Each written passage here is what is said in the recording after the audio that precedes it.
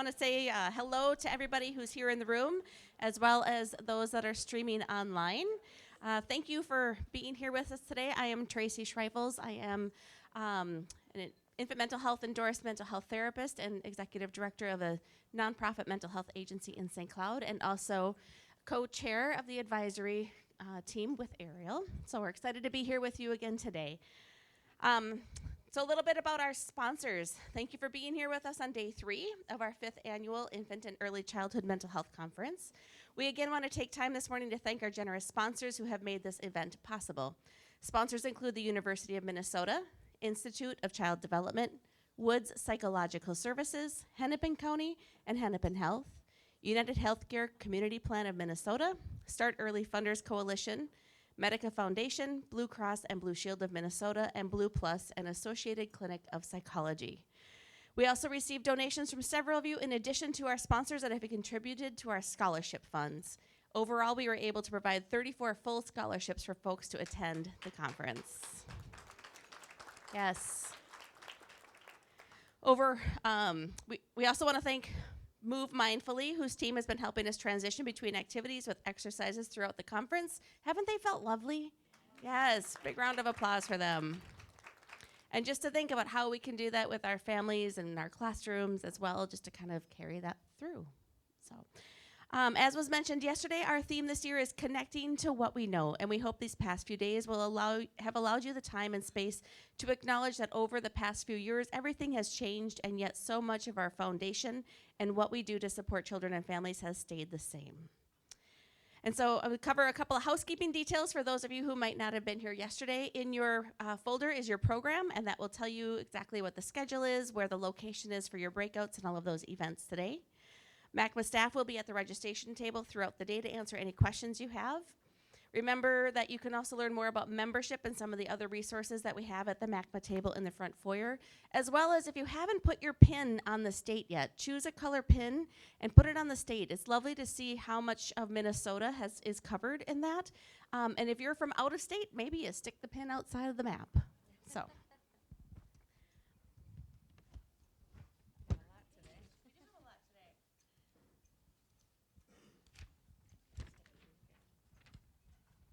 Additionally, we also have a sample of our infant and early childhood guide, which will be coming out soon, and you can check that out and pre-order it if you're interested. Before we get started, I want to note the community guidelines that you find on your tables. It has been 3 years since our last in-person conference, and we thought it might have some good reminders as you engage with others throughout the conference. We also want to draw your attention again to the Diversity Informed Tenants document in your folders.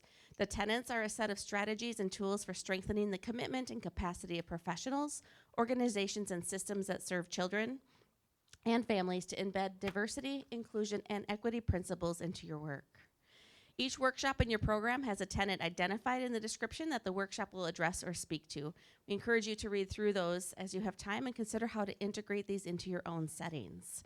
You'll also find some coloring pages on the tables that illustrate several of the tenants. It was lovely to see yesterday some colored ones sitting out, so I think it's also kind of a nice way just to keep your hands busy while we're learning. So the first tenet reminds us that self-awareness leads to better services for families, and so we reflect on our own culture, values, and beliefs, and the impact that systems of oppression have had on our lives. One way that we practice this as an organization is to take time during our trainings and conferences to acknowledge the stolen land on which all of us work and live. If you are in Minnesota, this is the land of the Dakota and Anishinaabe peoples. We recognize that the land is part of who we are. Contextual and historical factors impact the mental health of young children and families, and we acknowledge that historical trauma continues to be felt by Native American families and other communities who have experienced oppression and discrimination on these lands. We honor this land and the Anishinaabe value, every child is sacred, by committing to support the health and well-being of young children, their families, and those who support and care for them. We mentioned yesterday that words are important, and yet words are just one of the ways we can move towards equity. In an effort to have tangible ways for us to continue in this work, we wanted to share a resource that Ariel mentioned yesterday, the Anti-Racism Daily, which is a free subscription that will send you a daily email around various topics related to diversity, equity, and inclusion. All you have to do is go to their website, which is the anti-racismdaily.com to sign up. With that, I will hand it over to Ariel, who's going to kick us off with some more raffle items. Good morning, everyone. I'm Ariel Handvit. As I mentioned yesterday, in my day job, I am the Director of Early Childhood at the Northside Achievement Zone. Got my people over there. I'm very proud of them and our work, so I always have to mention that. I am excited to be able to start with raffles, so I'm going to just read off a few things we have today. And again, the raffles were randomly drawn through an electronic system beforehand, so Tracy and I weren't up here with a hat looking silly. So the first one is dolls from, I'm going to not say this right, Keynote Kids. I'm sorry about that. And Lisa Walters is the winner of those. So if you're here. The second drawing is Fidgety Fun Basket from Legacy Toys and a hardcover copy of the book Henry Knows Best, a story about learning from mistakes and listening to others from Encompass Mental Health. April Lipke won that one. The third one is First Children's Finance Bag with cup, pencil, and some fidgets. Jenny Timmons. And then Seeds, Rio's Guide, and a bag of fidgets for Karen Erickson. Thank you. And then there was some other added at the last minute, so I have some on my phone that I've been texted. So two more First Children's Finance swag bag. And the first winner is Jenny Timmons, and the second one is Courtney Beckford. And then the last prize is a wellness box from New York Apothecary, thank you, which includes a homemade body scrub, relaxing misting spray, a bookmark, a sleeve, and a custom wellness card. And it's a more than $100 value. And the winner is Nadia Fifita. Did I say that right? Yeah? Good. And then I'm an influencer now. So if anyone else wants any of these goodies for themselves, they can go to the Locked Collection on Etsy and use coupon code EC2022, all in caps, EC2022, for 15% off all of the products for the next month. So exciting. Yes, I checked them out last night, and there are some really good products. I am going to go use that coupon code after this. I was like, these are great. So that is the end of our prizes for this morning. And Tracy mentioned the publication from MACMA, the IEC guide, and I will say I had the honor of doing some edits for it. Tracy and Michelle did a lot of work to put towards that EC guide, and it is phenomenal. It is the go-to guide that you're going to have next to you, highlighting, working with in your everyday practice, and so I highly recommend checking that out. All right, so with that, I get to introduce the most amazing keynote speaker this morning, Dr. Sheila Sweeney. I am beyond honored to do this. I have gotten to know Sheila over the past few years, and remarkable what you're going to hear this morning. Very calm, collected, and so much to take away. So I'm really excited. Dr. Sheila Sweeney's presentation is titled "The Plug, the Power, the Play: Recognizing the Capacity We Have." Dr. Sheila Sweeney is an experienced psychotherapist, consultant, and faculty member with a demonstrated history of working in the mental health and higher education industry. She is skilled in psychodynamic psychotherapy, parent-child development, consultation, reflective practice, crisis intervention, and family community connections. A strong, educated professional who has obtained a doctor in philosophy, a PhD, degree in psychodynamic psychotherapy, a master in social work degree with a clinical emphasis, and a certification in infant and early childhood mental health, as well as one of the most down-to-earth, amazing people out there. So I am so honored. Sheila, come on up and you can start.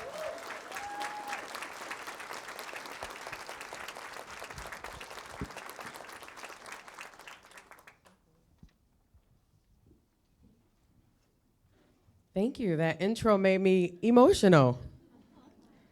Every time I hear an introduction about me, I always pause and I have to really check in. I'm like, she is talking about me, right?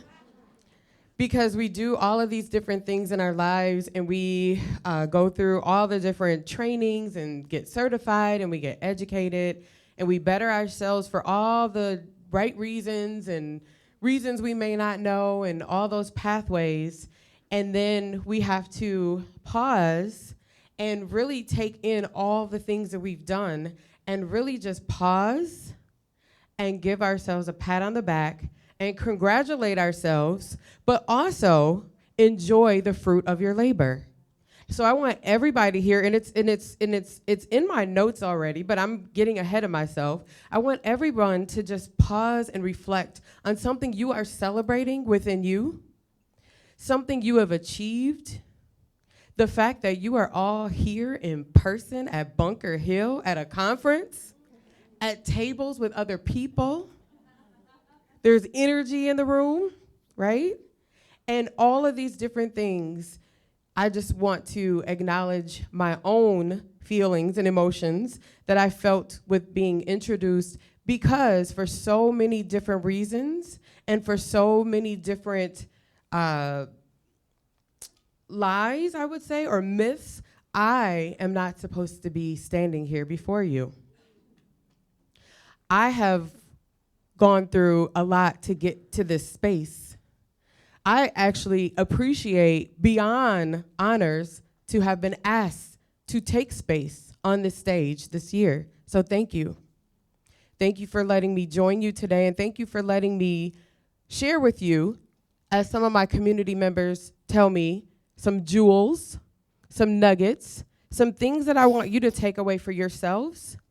And just to give you a little taste, or just to tell you, because yesterday a lot of people came up to me and said, I see you're talking about play. And I'm like, and they're like, for children. I'm like, oh, sorry to disappoint you. This is about you. Lock the doors. Lock the doors. Oh, right? This is about you. Today, we are going to focus on you, right? Dr. Stroud yesterday took us back to the basics. The conference asked us to connect with what we know. And Dr. Garrity will take us back to the children this afternoon. So today, unapologetically, you get to focus on you for the next 60 minutes. Is that okay? Thank you. So I invite you into this space with me, however you are, in your own genuine fashion, in your own way. And I'm going to ask you to reflect a lot with me over this next hour. I'm going to ask you to pause lots. I'm going to ask you to call in silence so that we can finish our thoughts. So we're not hurried and we're not worried. But just for this moment, asking us to call in whatever we need. We had the mindful movements happen before us so that it could help us enter into a space and help us build capacity to take in more for today. I'm going to also ask you to call in moments of checking in with yourself so you can check out of the things not serving you in this hour, at least. I ask you to go beyond the hour, but I'm just going to at least ask you for this hour to check out of some things and make space for your own reflective capacity to be built, to be constructed, to be imagined, to also honor choices where you want to pivot and shift. I'm calling all of that in today. And I really want you all to call in what you need for you today, because this presentation truly is all about you. And it means a lot to me. In the description, I wrote, many are called and few are chosen. We are called into this work. We are called into this work for so many different reasons, both personally and professionally, right? We all have our story. We heard yesterday about listening to the stories of the families and the individuals in the communities that we serve. And I wondered how many of us have heard our own stories out loud. So this is a moment to share within your own narrative, to share out loud with somebody you might meet today, something about you, something maybe about you that nobody knows that you'd like to share. Whatever that means to you, I'm thinking about you stepping into that. I do a lot of reflective consultation as I'm moving more out of psychotherapy and allowing that to be my platform and my foundation to move me into using those same concepts to help individuals to imagine being more reflective, being more thought-provoking, inviting in thought partners to think with them. For those long-term processors like me, you might say something or ask me a question today, and I may look at you like very starry-eyed, and then next Thursday think about the answer to that, right? And in the past, that didn't feel good when you were called in to respond immediately. But using reflective practice in my own life personally has also allowed me to be more reflective, to take my time, right? And that feels good. And going through it, knowing it feels good, right? And taking what feels good and continuing to do it. Knowing what feels bad or doesn't feel good or doesn't feel like you or is not your vibe, not your thing, discard it. Put it to the side, right? Take it up again as you need it. Be comfortable and confident in that. And so today you may hear me over saying, trust yourself and trust the process, right? So today I want to look at just acknowledging that the past few years have dimmed, dulled, flickered some of our lights. It has really damaged us in ways that we may not have data for yet. And what I mean by data, just our internal working models. We don't know how we've been truly impacted over the last few years with all the stuff. I'm just going to name not name it, but I'm just going to say all the stuff, right? And this image to me reminded me, or that's on the screen, it reminded me of a cloud of stuff. Energy in and energy out, right? And so the title of my presentation today, The Power, the Plug, the Play, I love to play on words. So I want to help you tap into the power that you have and the power that you know. I want you to plug into sources that recharge you, refuel you, serve you well. And I want you to snatch the plug out of those things that are not serving you well. Snatch it out, right? Disconnect from it, right? Because it's draining you. It's taking away from you. You're not able to show up as your best self if something is hindering you, right? And we don't always know what that is, but sometimes exploring that will help us get to the thing, right? Whatever the thing is. So I really want you to take that information in and just allow yourself to at least relax in that, just for the moment. They closed the doors. Thank you for doing that. No, just joking. But just come into that. So I'm going to have you share with just some people at your table just something that is maybe silly, maybe you don't know if you want to do it or not, especially those introverts in the room. I'm an introvert. I actually hate when people tell me to turn to somebody and do something, but I'm asking you to do it, right? But I want you to do something with the people at your table, right? And I'll tell you why afterwards. I'm not going to give you much information about it. So if you were a flavor, yes, trust the process. Yes, if you were a flavor of ice cream, what flavor would you be and why? And I want everyone to just share a snippet of that. And you decide how you're going to respond, and you decide how you're going to answer that question. And I'll leave it there. Those are kind of some hints, but I'm going to leave it there.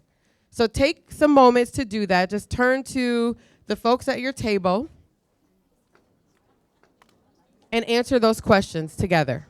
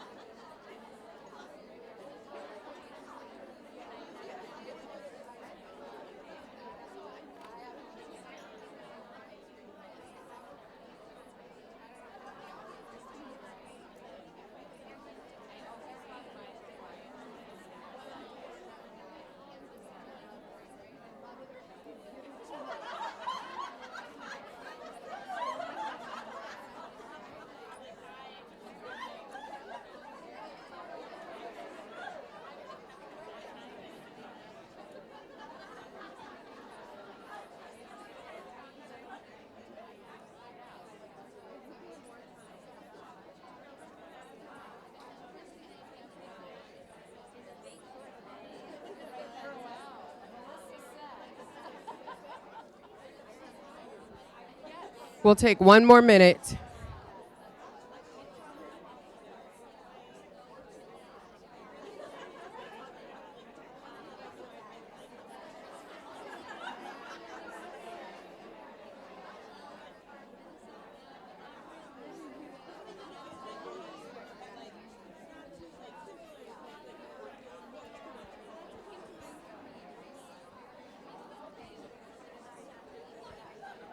Okay, we'll come back to the large group. Sounds like it's bringing a lot of conversation to the table. I hear some laughing.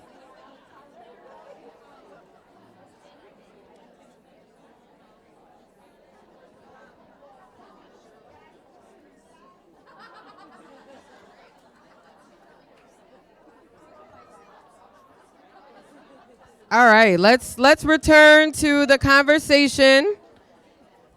And I'm wondering if there are some brave souls that will respond or answer, what did you learn about you? What did you learn about you? Anybody want to share? A few of you? Yes.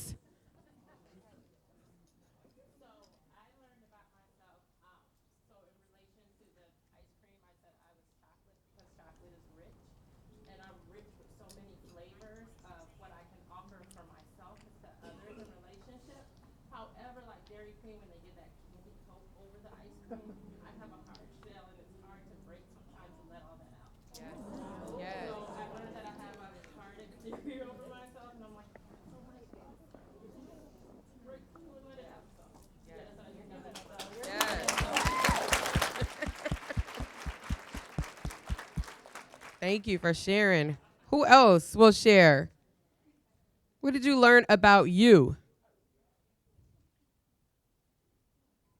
Yes.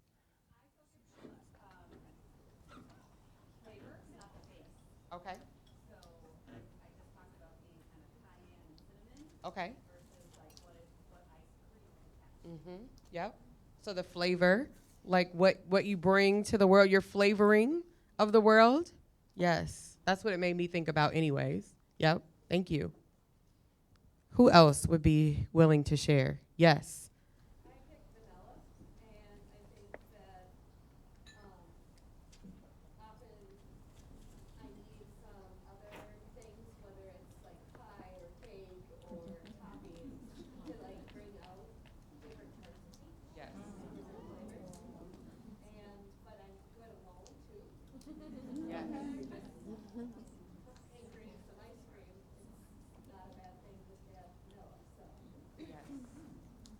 Thank you. So it made me think about choices, yes, and connection. Not saying you were naming that, but for me, that's what it brought out of me. Yes. Anybody else? Yes. Vanilla with cookie dough, with extra cookie dough. Okay. And then my table mate said, "Oh, so you're extra?" And I'm like, "Well, I already knew that." Yep. So extra, right? And knowing it and embracing it, right? Like, I'm extra and what, right? No. Thank you. One more. I see a couple more. We'll take a few more. Yes. Back table.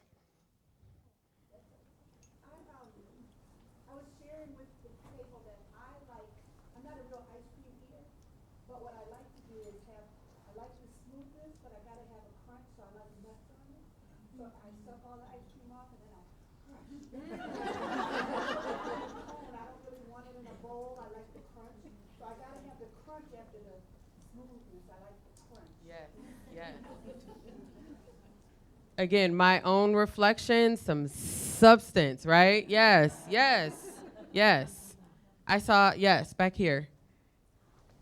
Mine was more about the process, like when you go to the put your own toppings thing on and you just let your little one go crazy and it's all the things and it looks disgusting. And then they put it in their mouth and they're like, "This is yummy." And every single bite, it's a total surprise. You really don't know what's going to happen. Yes. And how my husband has said to me, this is in a good way, that he's like, I'm never quite sure what's going to happen when I ask you a certain question. It's like you're just always surprising me with what's coming out of your face. I love it. I love it. Yes. As you said, you just described the process, right? The process and accepting what's going to come, not knowing what's coming, right? Like, yes, I love that. Yes. I chose mochi, which is a Japanese ice cream that on the exterior doesn't look like ice cream.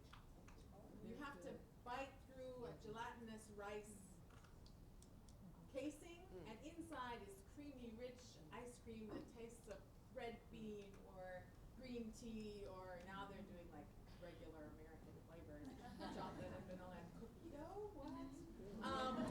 But all that to say that the way I present does not reflect who I am. Yes. And you can't make any judgments about who I am or what I am, because my life experience is so much different than the way that I look and sound. Yes. Yes. Yes. Thank you. And a lot of us are, right? Like a lot of us are, we have a bigger story than what you think you see, right? Yeah, so thank you for sharing that. And any last person, someone who really wants to share, I feel like there's a hand that's waiting for me to ask one last time. Yes, I knew it. See, that's for those introverted people like me. I'm always like, if they ask one more time, I'm gonna raise my hand. So I just needed to do that. Yep. Mine is very specific and I'm very particular. So mine is Jenny's salted caramel ice cream with the waffleable like cone situation. I'm a very particular person. I'm a very specific person, and so if it is not that, it's not the thing. Yep. Very specific. You know what you like, right? Yes. Thank you all for sharing your choices and what you learned about you. And I hope there's so many other different rich answers that, some of you have kind of just learned about yourself, or at least allowed yourself to move into learning a little bit something today about yourself, right? Like the process, right? The flavor, right? How it's made, like all of those different things are how we kind of operationalize our thinking and our likings and all those things outside of ourselves, right? And naming it only to come back and digest it and say, yeah, that is me, right? Like a lot of you just talked about what you chose is also something that represents you or a characteristic of you, right? And so there is a fun way to learn things about ourselves, even when we are hesitant to kind of move into those spaces, or even think about like, how much time do I have to do that? Or I don't know if I want to waste my time to do that. I don't know if my time is worthy of talking about ice cream. I don't even like ice cream, right? So I'm sure there were some of you who thought of those thoughts too, right? And I shared this out in the community with a group of people, and I asked them to ask the question. And I so love the person who, this is all on screen, the person who got on screen after and said, you know what? I already wasn't sure about this reflective thing, but now we're talking about ice cream. I think I'm out, right? Like, I think I'm out. Like, I don't want to do this, right? But the person stayed, and by the end of our time together, like we worked together monthly, this person then came back to kind of sum up our whole meeting and say, this is what reflective practice is all about, right? Internal reflective practice, right? And so again, it's talking about the you in it, the person in it, and for all those people who out there who we serve who say, wait, you want me to talk about feelings at work? Are you... beep, right? Yes, let's talk about feelings because we have them. We have them in our work, right? Most times we just go home or call or text a friend or family member and we just let loose with them, right? But if we use some of the spaces and we use some of the tools, which in a little bit, I'll ask you to journal or jot some things down, right? And if some of you don't want to write, you have your devices in front of you. Or again, some of you who are thinkers, I'll just ask you to write it on the tablets of your heart, right? And just remember that, but just using tools to move into what you need as you move through this journey, right? This journey of healing and being healthy, right? Mental wellness, right? That's what we want to be at, mental wellness. We're offering all the people that we work with all of these things remember, self-compassion says we offer that to ourselves, right? So it's just thinking about that and giving ourselves the moments that we deserve, even when we don't think we deserve them, because we've been taught or our upbringing has said that it's selfish to think about yourself. But to me, I say I want to challenge that, because when I'm not selfish in a healthy way, I feel selfless. And I don't like that feeling. Thank you. I don't like that feeling. And if I'm feeling selfless, I cannot show up and be my best self. I cannot give people I work with my best work, right? Because I'm not even giving my best work to me, right? I'm struggling, right? And I'll end with this statement, but it's coming up in my head to want to be said now. Remember at times, and I'm not calling anybody this, but I just want you to think about the processes that we have and we enter into on a daily basis. And some of you who I work with in this room, you've heard this before, but just remember, oftentimes we are both a mess and a masterpiece at the same time, right? And we give ourselves grace to be that, and it's okay. Mistakes will happen.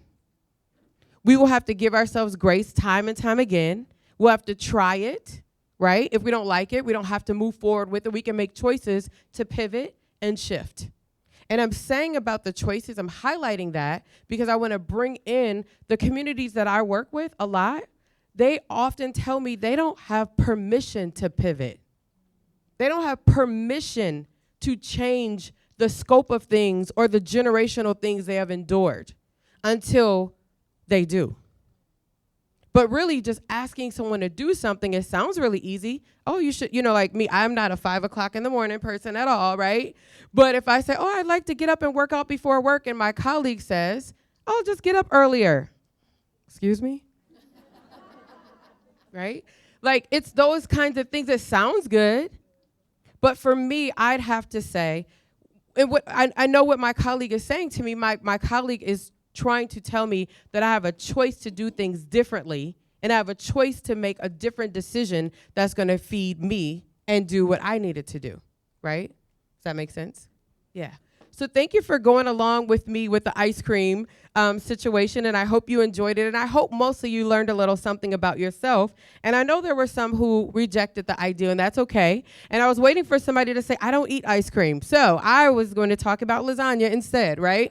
Right? Because you felt like you needed to be like somewhere else, or you wanted to change desserts, right? Like I'm a change agent. I'm changing the whole narrative, right? Right? And it's okay, right? Because it's really about you and what works for you. The next word I want to share with you, which has been, like I've said it, I don't really know like how people are going to react to it, but there's been a lot of discussion over the last year about resiliency and throwing rotten tomatoes at the word. Hate it, right? Don't call me resilient anymore, right? That's what people are saying. I don't want to be resilient because resiliency makes me have to show up in ways that people hold me in mind for, not the way I want to show up. Some of you in the room are the people that family members go to, friends go to, right? Some of you are that person, and people expect a lot from you. And when you're often called resilient, you're not able to reject that. You're not able to not show up as that. Or you might be called something else, probably worse than resilient, right? And so we don't want to be called that either. But again, it's just being true to ourselves and truly understanding that we get to change that narrative, right? That might have been a great word pre-pandemic, but after the pandemic, resiliency is not the word. It's not the vibe. You want to go into a room and make everybody like be quiet and or walk out, just call them resilient, right? Call them resilient, right? But it doesn't mean that that will last forever, right? We might come back to that. But in this moment, people are tired. Those of you who have been serving others through the whole pandemic, we are tired. There's a lot of us who have done the work and showed up in places and spaces and for people, and we didn't even have, our cups were empty. We were riding on fumes. Because what I noticed, and I talked to a lot of professionals through the pandemic and post-pandemic, And the biggest theme that came up is nobody called to check on me. I'm serving other people. I'm showing up. I'm not complaining, but I also would have loved to have been thought about. I would have loved for someone to say, how are you doing? What do you need, right? A lot of mental health professionals and therapists called and said, what would it look like if I got a job at Macy's? I'm giving up the field, right? And then they thought about the bills they had and they thought, yeah, that's probably not gonna work, right? So reality set in. But it was like a laughing but very serious situation where people were ready to throw in the towel. They were ready to give up, all because nobody was checking on them, right? And the responsibility fell on them to do their own self-work. Self-care, that's another word that I was told, don't you dare say. I said it, I got it out the way, won't say it again, right? Actually, I love playing on words. So what I like to say for myself, not talking to you, I'm not saying self-care, no. But I like to say, how are we caring for ourselves through the day, moment to moment? As a therapist, I used to get up, walk to the door, let people in, walk back to my seat, sit down, and how are you, all the niceties, right? And then we got on telehealth, well, I got on telehealth, and that stopped. So caring for myself in those moments meant getting up between client sessions. Meeting to meetings, when I have these back-to-back meetings and one ends at 10:59 and another starts at 11, I have had to let people know by caring for myself, I need a 5-minute grace period. I'll be on in 5 minutes. Because I need to change the mental folders in my head. I need to get out of this one and put this one in because this one's up next, right? And I was met with that with someone who told me, a client, when I was meeting with her, she said, I don't think you checked out of your last meeting. You seem like you have an attitude or something. And we don't meet like this. She was right. I had not checked out of my last meeting. Just for the purposes of being present, I'm thinking to myself, and again, it's just an example of caring for oneself, to be able to give us those moments. Getting some water. I can have a big jug of water, you know, those big ones you see with all the, every hour. It can sit there and not get sipped 1 hour. I will just look at it, right? But caring for myself says, just take a sip. Every time you look at it, Sheila, just take a sip, okay? Get the sips out the way, right? And so just doing those kind of things allows us to move into what we need, right? Instead of someone just hurling the thought of self-care, right? Like if you say self-care to me one more time, just one more time, right? And so it's those kind of things. And of course, everyone doesn't feel like that, right? But it was an overused word during the pandemic without instructions on what self-care looked like or without choices, right? And if we didn't have that, and if that was not a part of our daily routine or our regular routine, you know, some of us went to thinking about like dollar signs. Like, what do you mean self-care? That's going to cost me this, right? But not maybe thinking about like taking a walk or getting up and walking across the room or coming back, those kind of things, having a mindful moment, right? Like over the summer, I took a mindful class and the professor took a whole day to have us examine a raisin. And I was like, what are we doing? A raisin? Are you kidding me? Right? Listen to it. He said, listen to it. Smell it. Feel it. All the stuff for hours. Hours. I was like, excuse, a raisin? Like, I already didn't want to bring a raisin to class. Okay, just being honest, right? And then I'm like, what are we going to do with these raisins, right? I don't even like raisins, right? And then you want us to spend all this time with a raisin, right? Just one, not the whole box. One, take one out of the box and we're gonna spend time with this raisin, right? I got it afterwards, right? I had to trust the process and trust myself through it, right? But again, I'm a person who challenges the norm, right? Like I was like, could I bring a little bag of goldfish or anything else? No, I really need everybody to bring raisins. Like, be compliant, Sheila, right? I've always been told, like, you're so defiant, right? But the defiance is just my way of being fun and, you know, challenging some things and shaking things up. I've even have a shaking things up award, right? Like, because, right? That's a good way of saying it. My physician calls me a troublemaker. I'm not. But again, I like to challenge things, right, for myself. So again, just wanting to look at resiliency and think about, like, how people are tired of being called resilient. Let's do a journal activity, just again to move into the self. And you don't have to, if you can, pull out a piece of paper and a pen, something to write with, if that's your thing, or your device. Or again, for some of you who don't want to do anything or move at all because you came here to relax today, I get it. Write it on the tablets of your heart, okay? Whatever works for you. This is for you. This is all about you.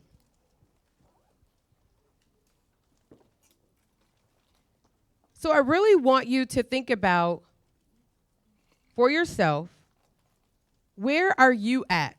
Like, where are you at right now? Where's your mind? Where's your body? What feelings are you feeling right now? What thoughts are you thinking? Just any of that. Just some bullets. You can write some really stick figure pictures about it. You can do whatever you want. Just check in with yourself and just answer, where are you right now? Nobody can put Bunker Hill, though. No, just joking. I'm joking.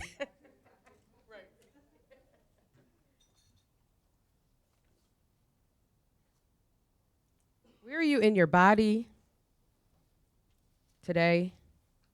Where are you in your mind today? Where are you in your spirit today?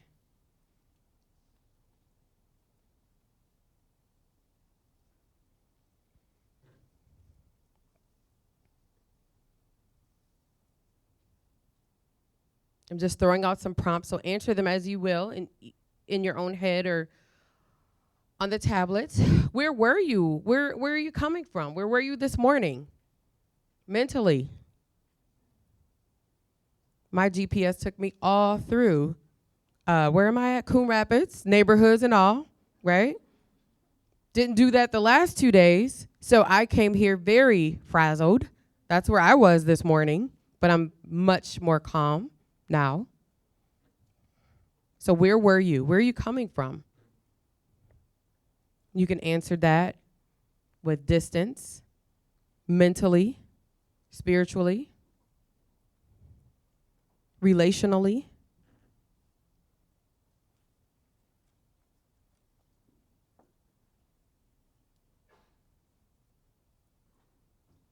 Where's your energy? Where's your capacity?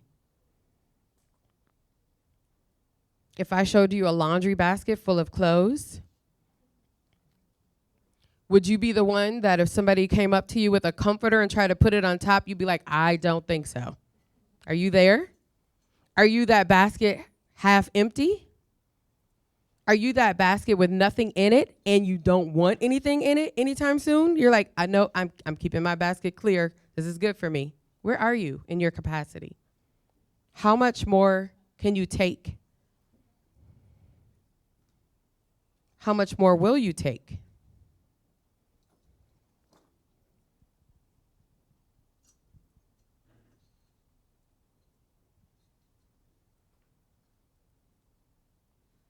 As you're writing that, I'm just going to read, if you're drained, you have no fuel.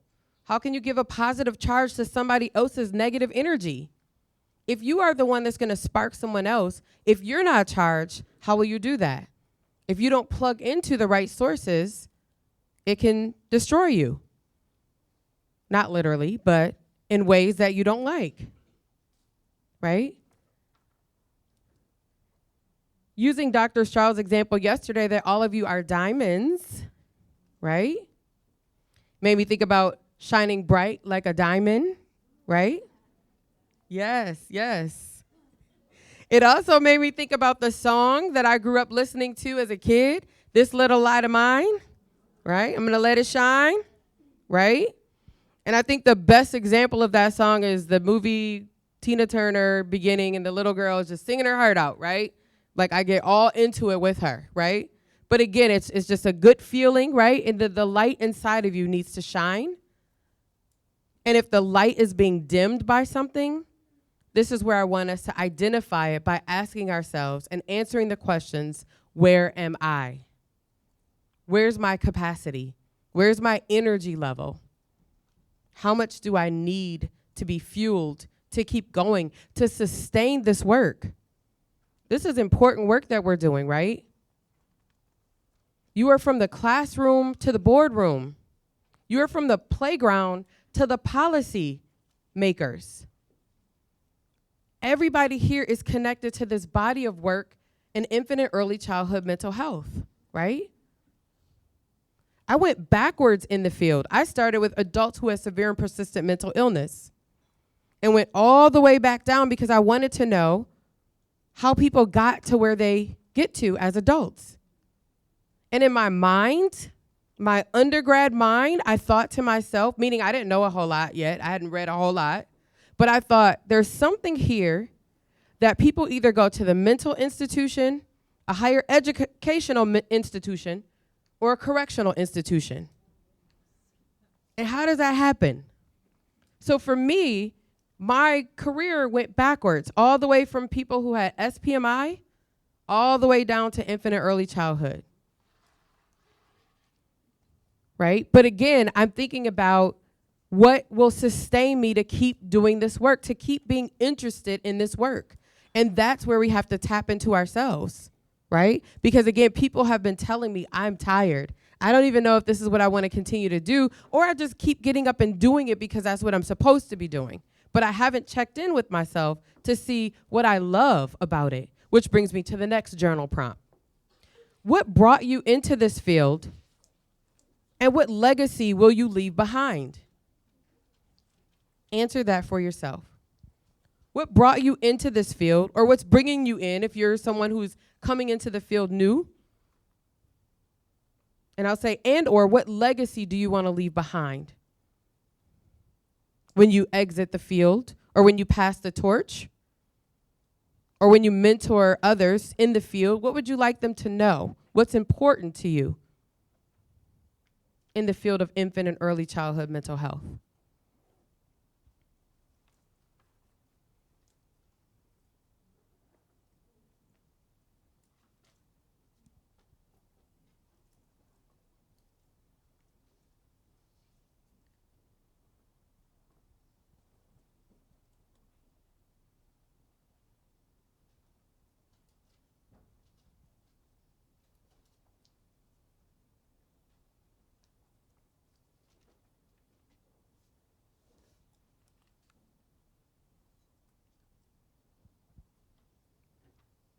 Thank you for taking a moment to write that down, and take a few moments to just jot something down so that you can come back to that if you so choose to continue to answer that question for yourself. I say answer it across the next year, answer it across the next 5 years, across the next 10 years. Check in with yourself annually to ask you what continues to fuel you. What do you need to sustain your work, right? Some people tell me they do such important work, but yet sometimes they feel like they're working a thankless job. They don't feel appreciated, right? They need to be recharged. So I will say here also is make sure you hit the refresh button as often as you need, okay? And refresh whatever that is for you that continues to fuel you. Why should you care about what I'm saying up here? Because you hold healing powers in space for others. What about extending that same self-compassion power to yourself? Some of us who have learned the model around the fan in the last couple of years, we learned in that model that model makes you hold yourself while you're holding others. And I'm like, that's really smart, right? And so I walked in this morning, that first step is MSR. I kept saying MSR, MSR, MSR, right? Like needing to get here, needing to be present. Mindful self-regulation. Yes, the definition. I do that a lot. I don't explain. Mindful self-regulation. So MSR. Yes. Sorry about that. Thank you. Yes. I feel got. Thank you. Your presence is a present. Did you know that? Your presence is a present. It's a gift. So thank you. Thank you for all you do. Thank you for your contributions to the field. Thank you all for connecting with one another. Thank you all for teaching me. I learned through all of you. If you see me somewhere off staring at you, I'm learning from you. I'm not being weird. I'm learning from you. Okay? I watch people. I am a natural observationist. That is my skill. I got in trouble in elementary school for daydreaming all the time, but I was actually learning. I was watching people. I was picking up ways to do things, right? So just always remember your present is a present. Your presence is a present. You are a gift. Sometimes in your work, even though this is not supposed to be about your work with others, this is supposed to be about you, but see how our brain takes us back there sometime, right? But I just wanted to say that your presence when you're working with other people, sometimes you are the intervention. You are the gift. Yeah, thank you. You are the gift. So we want you to be, again, your best self.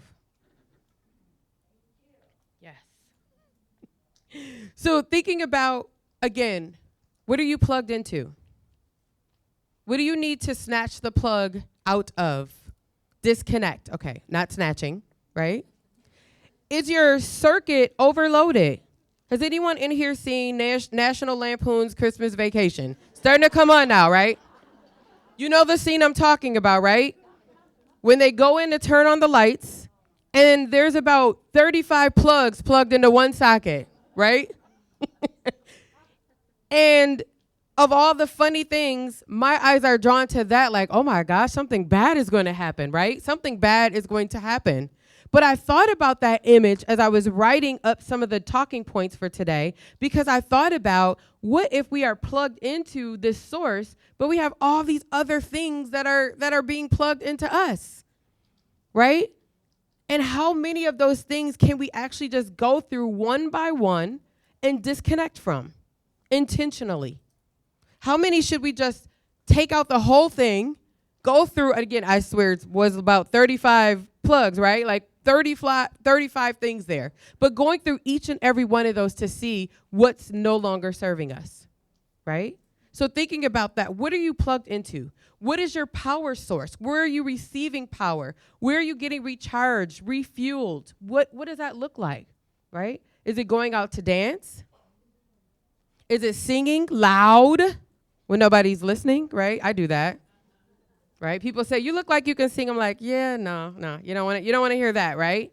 Like, what does that look like when you are energized, when you are full, right? When you have a full charge? We all have devices, cell phones. We know what happens when a cell phone is powering off, right? Takes a while to come back on sometimes, right? But if we catch it right when it's going low and we plug it back in, we get a charge, right? And then it takes time to get full again. And that's what we all have to do. We have to check in with ourselves to see how we can get full again, okay?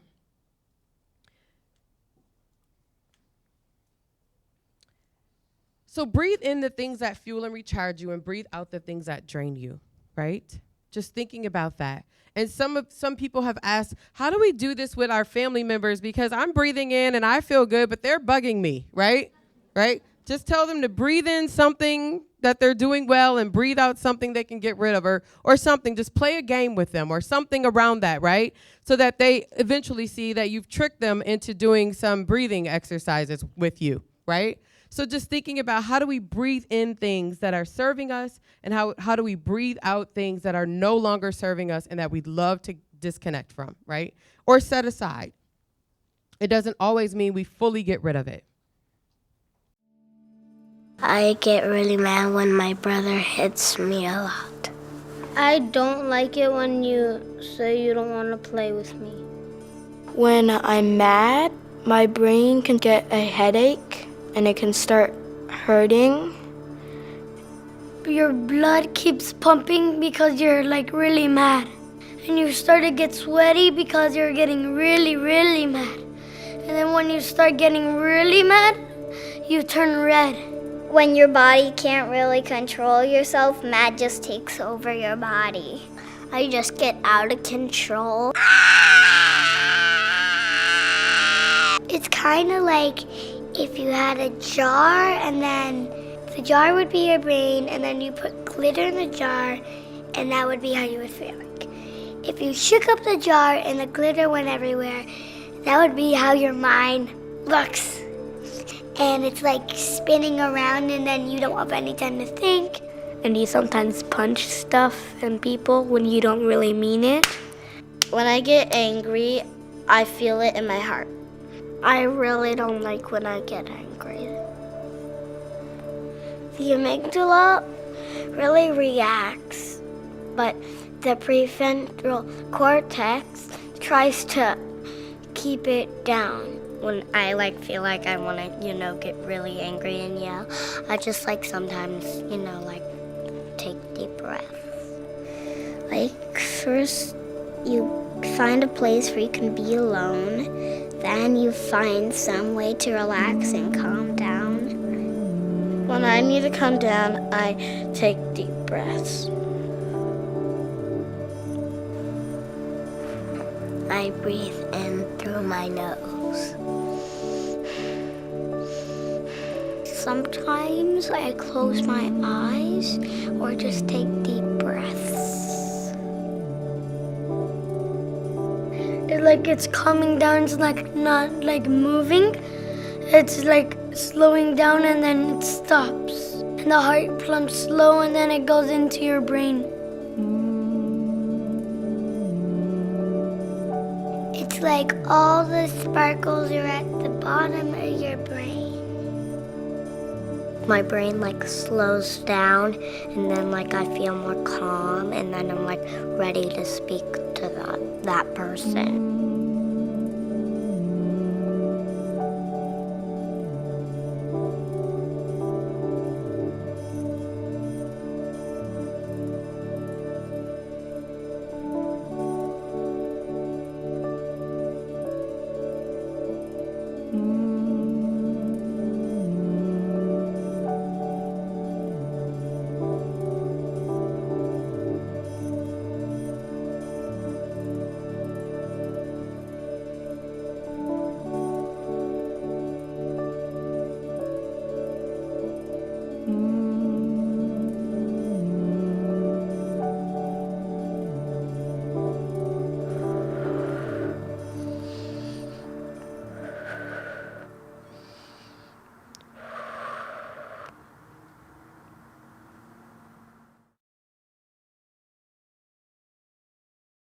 Freedom over fear, right?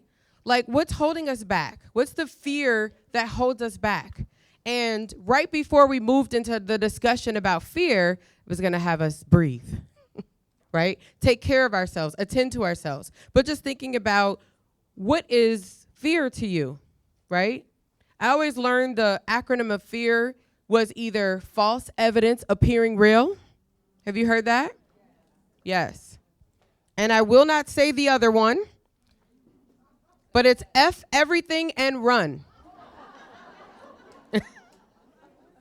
Those are the acronyms for fear. Those are the two that I learned, but I try to think about the first one first, right? Yes, the first one is false evidence appearing real, right? Does anyone need me to repeat the second one, or you heard that one? Yep, you heard that one. So thinking about what does fear bring, right? What is freedom over fear? And sometimes fear is really just changing the platform, changing the way we do things, giving ourselves choices to do things differently. Move into the human side of yourself because we are human beings. We are not human doings, okay? And again, that's something that came up through the pandemic as well. These are things that people told me. I don't want to be a human doing, right? I want to be a human being. I want to be, right? So just thinking about that. One thing that comes to mind when I finished getting my MSW, I did a 1-year advanced standing program. I was told to quit my job and get ready. I was parenting 2 children at the time, solo. And I'm one of those people who I don't want you to feel sorry for myself because I know how to do this. Or at least I was going to fake that I knew how to do it, right? So I was doing that and I finished and I kept going to visit my doctor who knows me, who I have a relationship with. I thank my doctor every annual exam for being a relational physician, right? Because I've had so many doctors that as I'm asking questions, they're already at the door getting ready to walk out. I'm like, wait, my list isn't done. I got like 15 more things because I only come see you once a year, right? So I'm saying all of that to say that because I had a relational doctor and all these things were going haywire in my system, I was hooked up to all these heart monitors. She was thinking of all the different things. She had me doing MRIs. She had me going to all of these different specialists. I was afraid. My heart truly was beating fast all the time. And one day, through months of doing this and going back to see her, I could see the light bulb literally over her head. She paused and she said, Sheila, you have been operating at such high levels of stress, you don't know how to relax. You don't know how to bring it down. You've been operating, you've been doing, you've been getting, you've been needing to prove yourself. You've been needing to do all these things and never slowing down. And the one thing that I took from that is her sharing with me that level of stress is a silent killer, right? And so it took that moment for me to start to think about me, right? I didn't want to go back and see my doctor and be hooked up to anything, but that's when I decided that I needed to start to slow down, slow the process. It'll be there. I'm not in a rush. I don't have to get there that fast, right? I'll be okay. But just, again, thinking about what is that fear, right? Like, what is the freedom? The freedom for me was to learn to slow down, and that was okay, right? And I would survive, and that I can be present for my children. Because there were times that I would say back then, I'm doing a good thing, I'm in school, at least I'm at home with my kids when they come home. But kind of like Dr. Stroud, you mentioned yesterday, I was not present at all. I was there, my physical body was there, but my mind was not, right? So just thinking about what does freedom look like for you? That's defined individually, right? That's something that you all have to define for yourself. And what is that fear? What's holding you back? Or that false evidence appearing real? It can be a thought that's holding you somewhere that you don't want to be held anymore. Does that make sense? So again, as I asked you in the beginning, think about the contributions that you have made in your life. Think about what are the labor, what's the fruit of your labor that you should bask in? What's something you should give yourself credit for, right? And I'm going to give you an example of that. I love to do things. I learned about myself and admitted to myself that I'm a little addicted to adrenaline. I think that's why sometimes I literally skirt into places like I'm skirting into home base, and it feels good. And I'm like, okay, all right, now I have my charge, right? And so I learned that about myself because I kept asking myself, like, I know how to be on time. I know how to show up, early. But showing up early for me and sitting and waiting, that's so boring. I'm like, oh my gosh, I need something to do, right? So for me, like the energetic reaction that I get in my body for sliding in there, like right at the last minute, I'm like, yes, right? But who examines that enough to even tell themselves that that's the data that your body is telling you, you like this, right? Right? Other people are like shaming me or kind of looking at me and I'm walking in, probably people thinking, oh, she's cocky and walking in late. I feel good, right? I feel good. It feels good to me. And I like it, right? But then I know I have to respect time and other people's time, right? So I also hold that in mind, right? But just thinking about what does that look like and how do you acknowledge what works for you And then have a moment about it and then come back to say, okay, I can do this and I have to compromise, right? Like I have to, maybe 5 minutes late won't feel so disrespectful, right? So I can do both. I can get both out of it. I'm getting something out of it and I'm also helping to join in with you all and not be disrespectful to your time, right? Those kind of things. And so again, but it's just really a lovely way to help understand what does that look like when we are doing things that may seem countercultural or counterproductive to what other people hold in mind, but maybe that's you, right? Like you're doing you. But again, I know we can't do us too much or that's not going to be right? Have a lot of people mad at us, right? But what about our presence, right, is a present? What about pausing? What about giving permission? Because it really helps filter in and come out to be a piece of work, that masterpiece I talked about earlier, and it fuels our passion. Right? The passion that we need to keep going, the passion we need to give to other people when we're doing this work, especially for those who need to think about the other, right? We are relational people. We are born into relationships, right? Good, bad, and indifferent, right? But we're relational people. So sometimes people are thinking, I cannot talk about myself without talking about the other, right? But again, as long as you include you in that, your presence, your passion, and so that you can show up as your best self. So we thought about the power. We've already said those things. But with the power, imagine the possibilities. Are you willing to imagine the possibilities? Are you able to think big? I remember I was writing an essay, and I thought like it was the biggest fantasy I had. And the professor came back and said, write bigger, think bigger. I'm like, what? So I wrote some more, think bigger. I don't know that I can, go that far. Think bigger, right? And I just didn't know what that meant. And years later, like in 2022, I said, oh, I can think beyond, like what's holding me here. I can think beyond that. We can say we're breaking glass ceilings. We can say we're doing all these different things, but are we mentally doing that, right? Are we able to go beyond what we're taught how to think and stay in a box, right, for ourselves? So just thinking about imagining the possibilities really helps us to grow, and it helps us to learn about different opportunities and choices that we have because we have power to change ourselves. In so many words, right?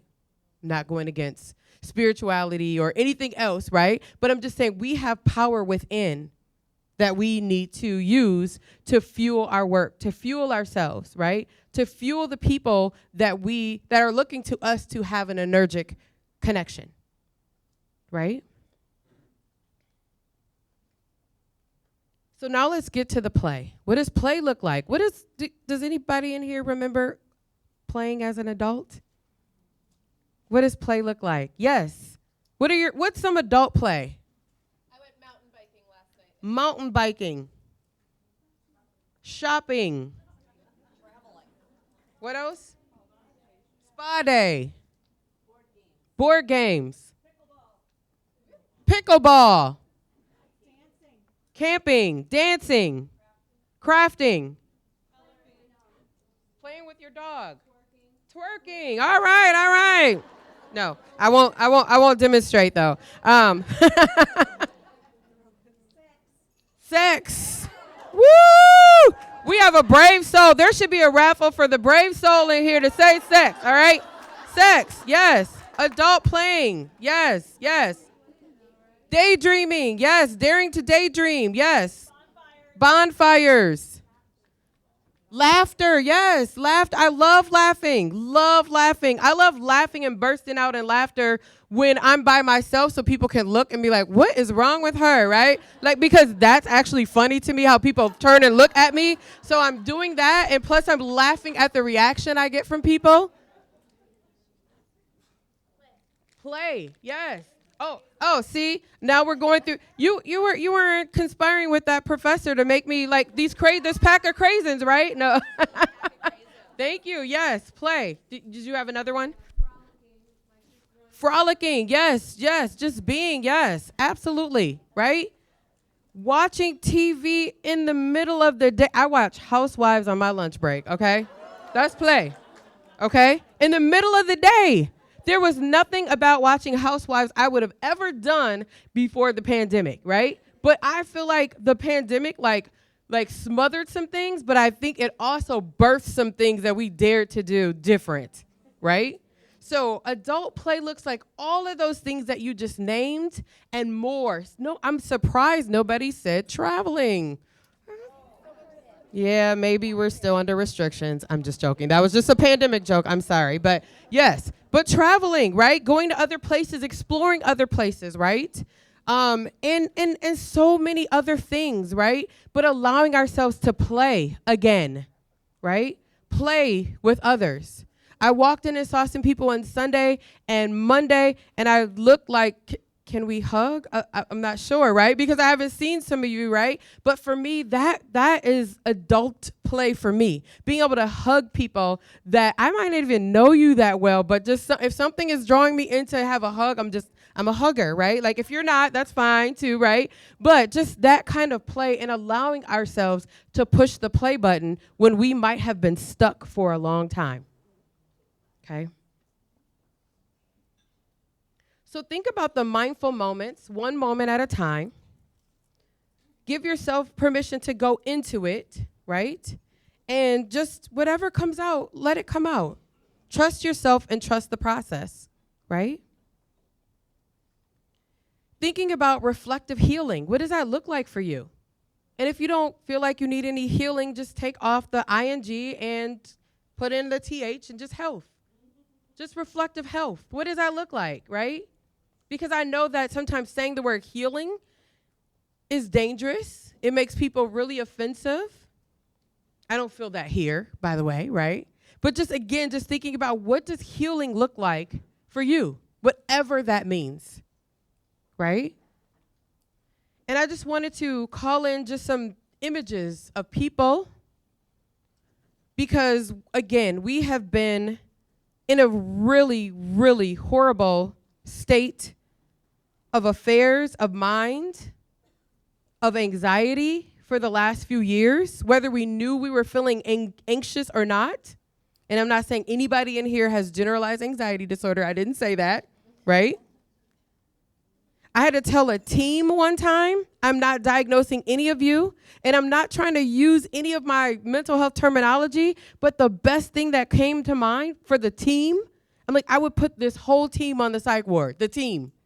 Not the individuals, the team, because it was operating in a way that just didn't look good. And people were suffering as a result, and they didn't even know they were suffering. So I really just want you to just think about yourselves. Imagine yourselves in a space that feels good, in a space that continues to wonder, what do you need? Where am I going? I can only know where I'm going if I determine where I'm at now. Although I will tell you, I've walked through some blind spaces. I have walked down some blind pathways, hoping I come out on a good side, right? But what does that look like if you add intentionality to that? And just seeing yourself, putting all the puzzle pieces together. What do you need? How do you know you need it? Have you checked in with yourself? Has it come to 3 o'clock in the afternoon and somebody says, how are you?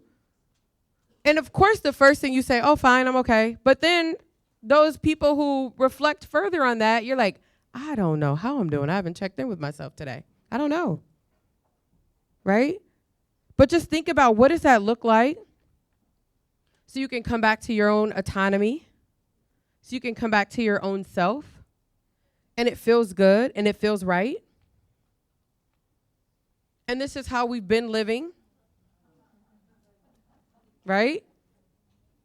We've been somewhere in the middle, somewhere stuck, right? Not a lot of cushion, not a lot of places to go, and not a lot of knowledge. We heard the word a lot over the last few years, uncertainty, right? Nobody wants to be or feel uncertain, right? But it sent us in a space that we didn't really know what to do with. So we kept going. We were empowered by the things we could be empowered by. And we just kept going. We just kept moving. We didn't examine. And so again, this is really just to ask yourself, to check in, care for yourself. Remember that brings out your confidence and your competence. It helps you to sustain, maintain, and thrive. Trust yourself. Determine what's your stuff and somebody else's stuff. I'm good at that. If somebody comes in a space and I know that I came in or I was already there feeling fine, and all of a sudden I start feeling dysregulated, I'm like, that's your stuff. That's not mine. That's not my stuff, right? But know your stuff so that you can identify what's not yours. Again, trust the process. Ask for help. That's hard. That's been hard for me. I'm working on it, right? I've been often told that I need to take my own advice, right? But asking for help, knowing it's okay to ask for help, recognize, and enjoy the play. Enjoy all of the fruits of your labor. Slow down and enjoy it. Congratulate yourself on the hard work that you're doing, the lives that you're changing, and everything you're contributing to the field and the legacy that you're going to leave. What people will remember you by in the field, right? Take homage in that as others take homage in it with you as well. Routines work, right? We tell parents that and families all the time. We have to take our own advice. Routines work. Routines change, and it's okay, right? Feel the feels and dare to be well. Continue to be well, whatever you need. Call in what you need to be well. I'm going to read the definition everyone kept talking about and I kept seeing on social media, these mental wellness this and mental wellness this. So I thought I'd just pin something I thought might be a definition around mental wellness. Mental wellness is being intentionally present while doing the work, our self-work. Staying the course, showing up over and over, and 10 more overs again, to obtain a thriving momentum that motivates your movement beyond health into sustainable practices that promote mental wealth. Okay? So just thinking about that, we hear people all the time talking about being financially wealthy, right?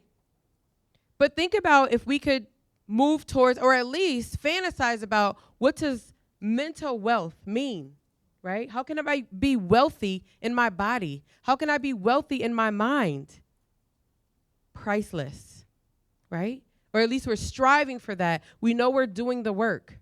I was told as I was younger, you can do all this work, but you don't ever arrive. And I was like, well, what does that mean? I don't know if I want to keep going down this path, right? So instead, I just changed my own thought process around that and said, okay, if I'm not going to arrive, I can arrive at little moments of gratitude. I can arrive here, right? And then keep going or keep pushing, those kind of things, right? So just thinking about that, just once I'd like to cross the road without anyone questioning my motives, right? Yeah. Be you, right? Without a question, unapologetically, right? Be you. Call in what you need. And don't be afraid to say no, right? Don't be afraid to say no if you need it. Thank you for trusting me. Thank you for trusting this dialogue to begin, to be moved forward beyond this moment. Thank you for being brave enough to sit in your work and to think about you today, because I know that's not easy for everyone, right? We are in the helping professional for lots of reasons. Sometimes we do not think about that for ourselves. Thank you for the work that you do each and every day that contributes to the field. Again, thank you for teaching me. Thank you in advance for being open to further dialogue and reflection outside of this session. Thank you so much.